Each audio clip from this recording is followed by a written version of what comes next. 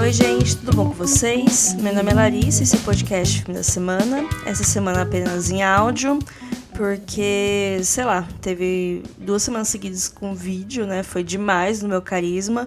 E também porque essa semana as coisas estão esquisitas, né? Uma semana complicada. E, enfim, apenas vídeo, esse roteiro estava pronto já. Eu não tô me sentindo muito criativa essa semana, né? Acho que não é só eu.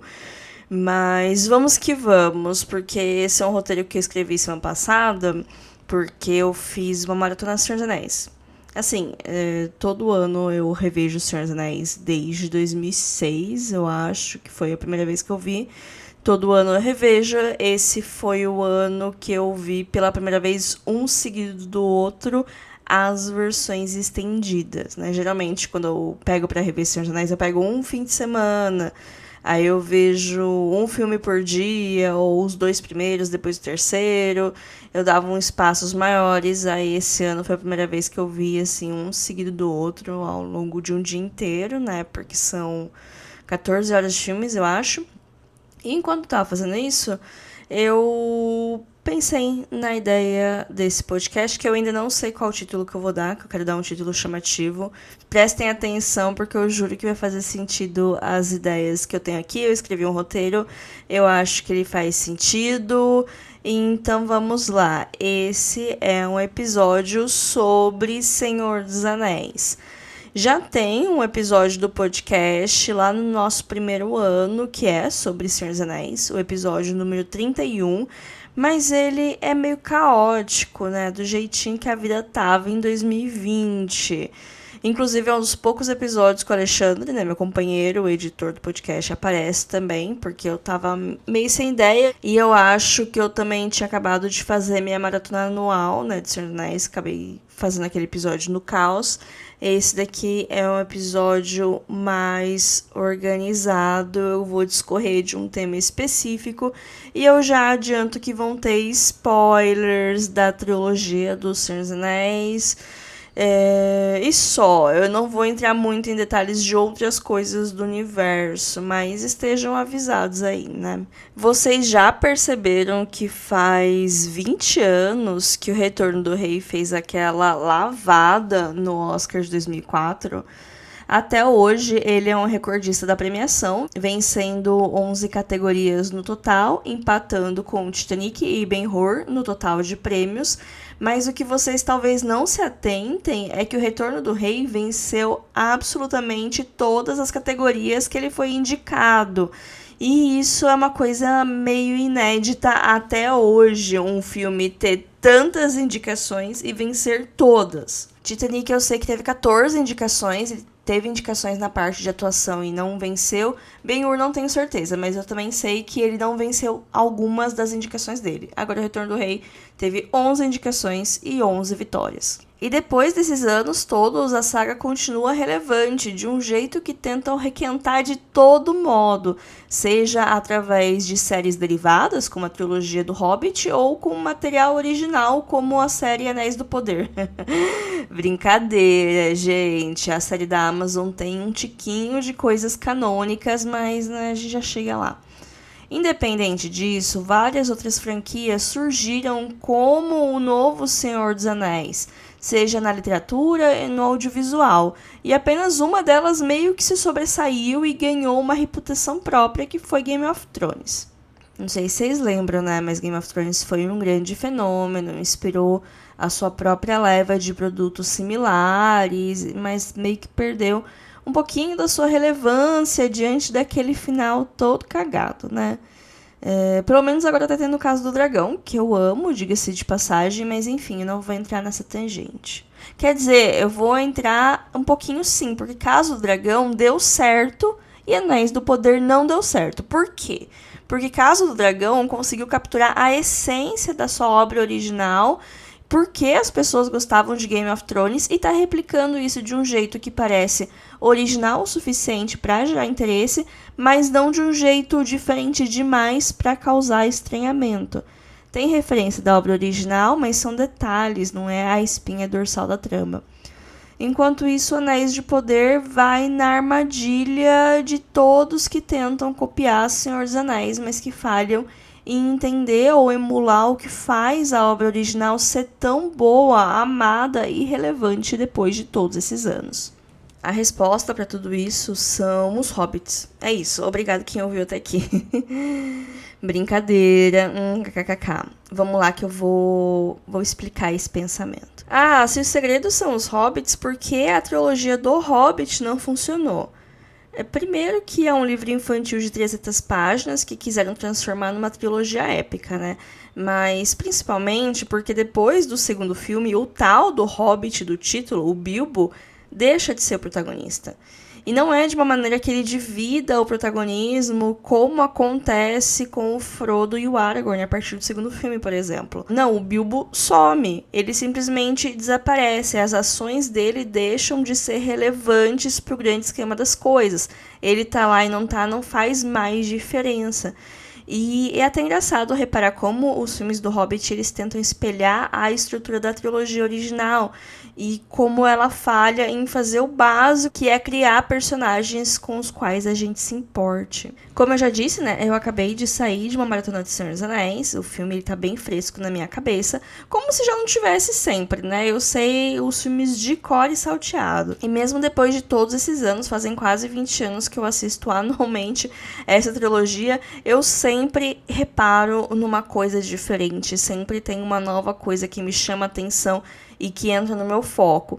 No ano passado, que eu revi enquanto eu estava lendo A Sociedade do Anel, eu prestei muito mais atenção, por exemplo, no arco do Boromir, que era uma coisa que eu não lembrava, sobre como ele é bem construído, principalmente no livro, como ele serve de contraponto para essa história dual, assim, de bem contra o mal, os bonzinhos contra os caras maus. O Boromir ele serve como um contraponto para mostrar que, calma, as coisas elas são um pouco mais complexas que apenas bem versus o mal. No filme, no corte normal do filme, ele fica meio como uma figura antagonista que tem uma redenção no final. Mas eu acho que a versão estendida expande um pouquinho o personagem dele, traz mais camadas, principalmente com o flashback que tem nas Duas Torres, né, na versão estendida. E é um personagem que eu aprendi a gostar muito dele ao longo do tempo. Eu acho que é um dos meus favoritos, assim, da sociedade.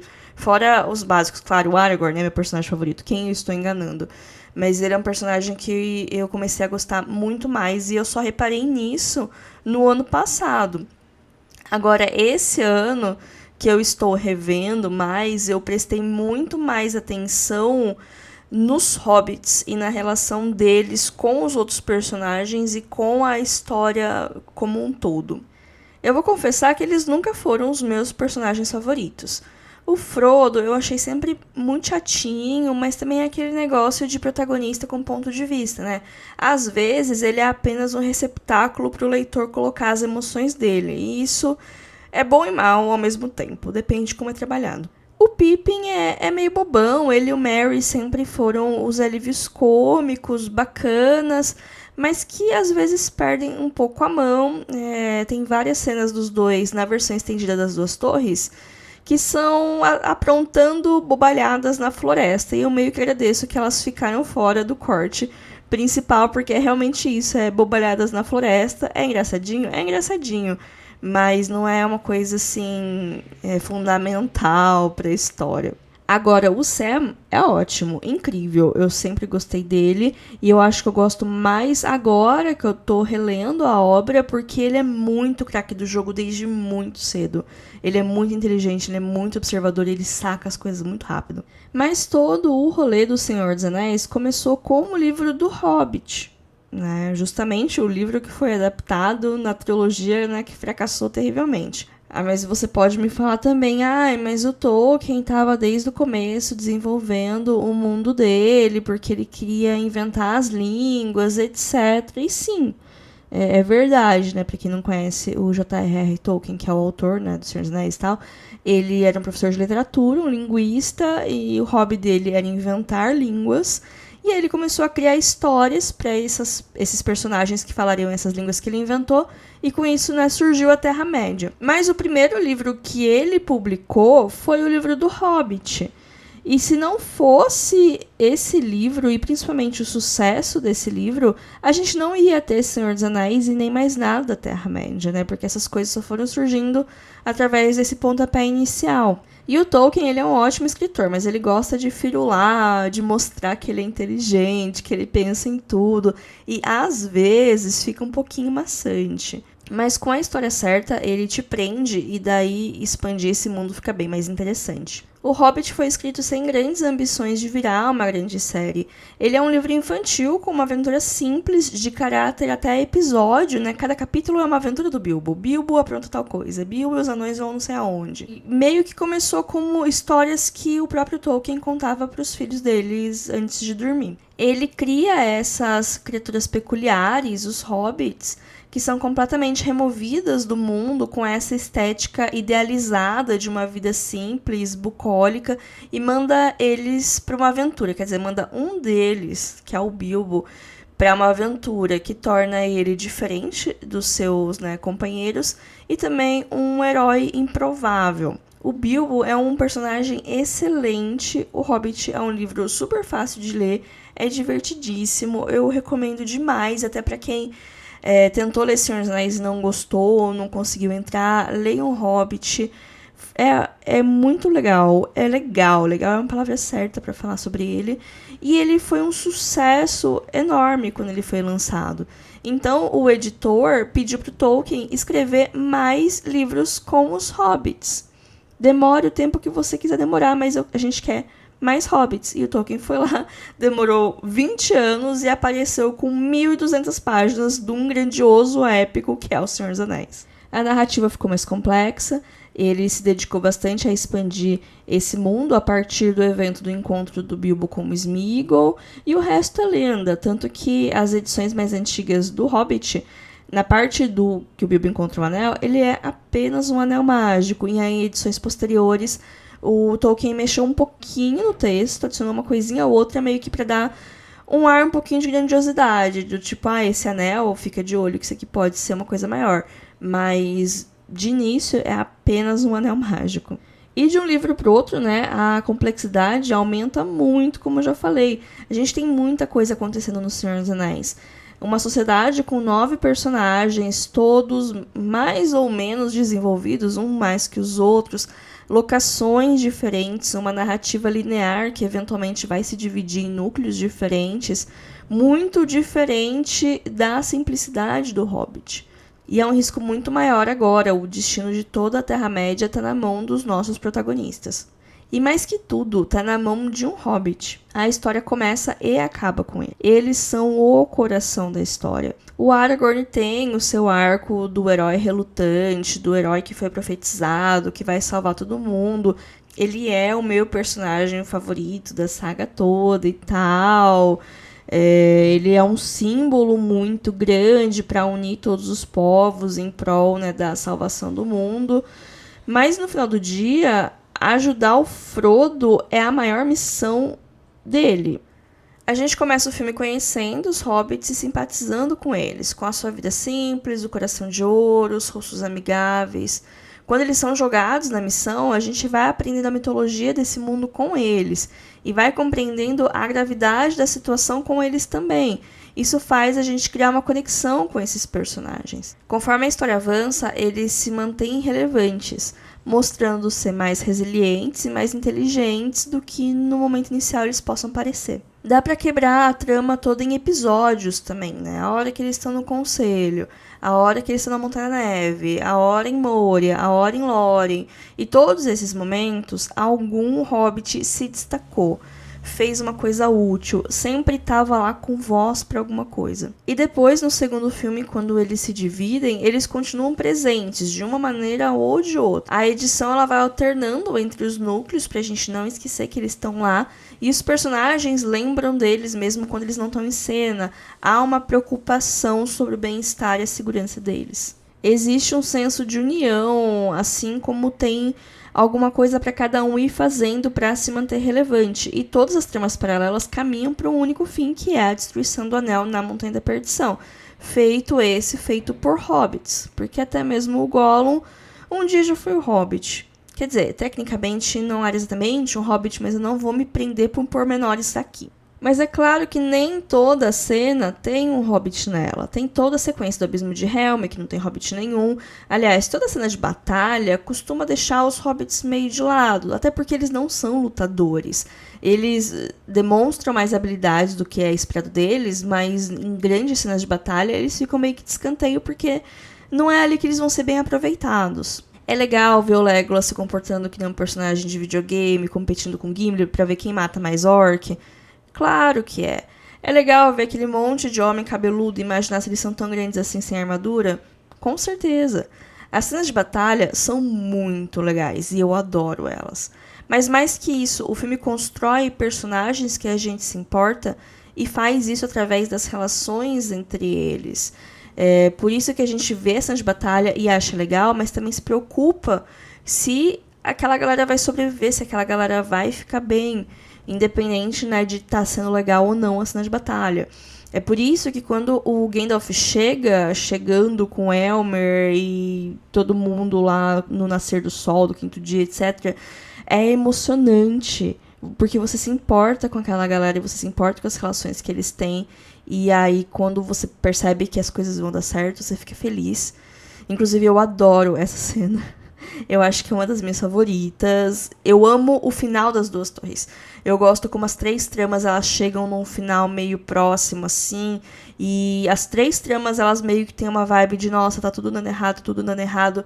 E aí, quando elas dão certo, elas dão certo. E é catártico. As árvores destruindo Isengard é muito bom. A galera de Rohan vencendo é ótimo. A parte do Sam falando das histórias. Nossa, é lindo, é emocionante. Eu amo o final das Duas Torres. Mas esse final, ele só tem esse peso dramático por causa dessa construção dos personagens e das relações entre eles. Então a gente só vai se emocionar com isso se a gente se importa com os personagens. E pra gente se importar com os personagens, eles precisam ser bem construídos. Então eu volto no meu ponto inicial. O que faz Senhor dos Anéis ser uma narrativa de sucesso e as adaptações derivadas falharem? Justamente é esse cuidado na relação dos personagens. E essa mágica do Senhor dos Anéis está nos hobbits. Eles são a cola que une tudo na história e faz a gente engajar e torcer. São os heróis improváveis, eles acabam parando nessas situações e precisam lidar da melhor maneira possível. Ninguém aguenta mais narrativa de escolhidos, predestinados, essas coisas. É algo tão típico de ficção especulativa que às vezes me tira da imersão.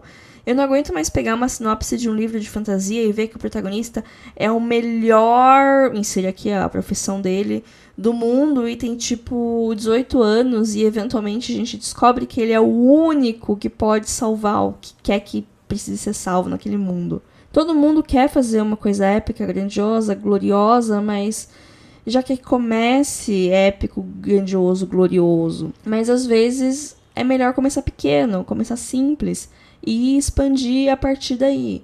Construir bem o seu protagonista e a relação dele com o meio e com os outros personagens, porque nós somos criaturas sociais, querendo ou não, e a gente se conecta com pessoas e com histórias. Elas não precisam ser iguais às nossas, mas é necessário ter alguma coisa que cause essa conexão entre a gente e esse personagem. E a maravilha do herói inesperado é que ele nos inspira. Se até mesmo a mais improvável das criaturas pode salvar o mundo, eu consigo fazer a diferença também.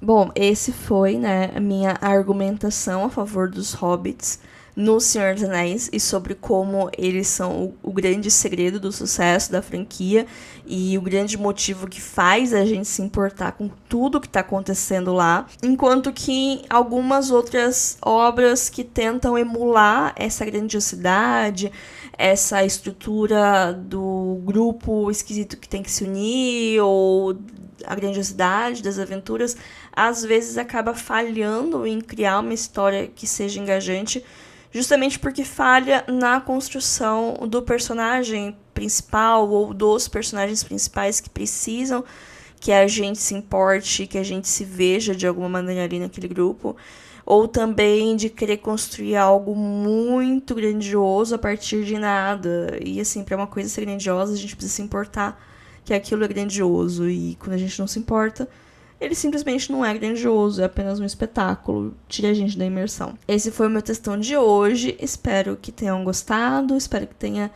feito sentido aí pra vocês. Se vocês quiserem continuar conversando sobre esse assunto comigo, é só me seguir lá no Instagram, @filme.da.semana.